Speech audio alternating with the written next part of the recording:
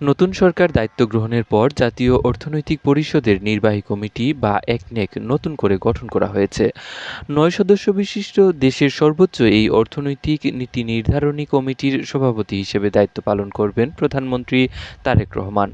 মঙ্গলবার ২৪ ফেব্রুয়ারি মন্ত্রিপরিষদ বিভাগ থেকে এই কমিটি গঠনের বিষয়ে আনুষ্ঠানিক প্রজ্ঞাপন জারি করা হয়েছে। জারিকৃত প্রজ্ঞাপনে অনুযায়ী পুনর্গঠিত এই একনেক কমিটির বিকল্প সভাপতি হিসেবে মনোনীত হয়েছেন স্থানীয় সরকার, পল্লী উন্নয়ন ও সমবায় মন্ত্রী মির্জা ফখরুল ইসলাম আলমগীর।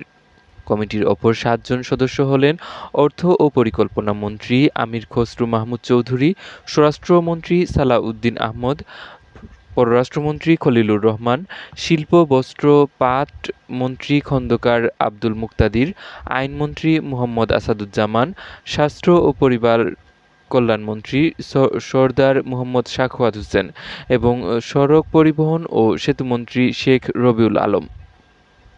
সাধারণত প্রতিবার সরকার পরিবর্তনের পরপরই পুরনো কমিটি বাতিল করে নতুনভাবে একনেক গঠন করার রেওয়াজ রয়েছে। দেশের ছোট বড় বিভিন্ন উন্নয়ন প্রকল্পের চূড়ান্ত অনুমোদন দেয়া হয় এই একনেক সভার মাধ্যমেই। তবে নিয়মানুযায়ী একনেক সভায় যখন যে মন্ত্রণালয়ের উন্নয়ন প্রকল্প অনুমোদনের জন্য উত্থাপন করা হয়, তখন সেই মন্ত্রণালয়ের দায়িত্বপ্রাপ্ত মন্ত্রীকে ওই সভায় আবশ্যিকভাবে উপস্থিত থাকতে হয়।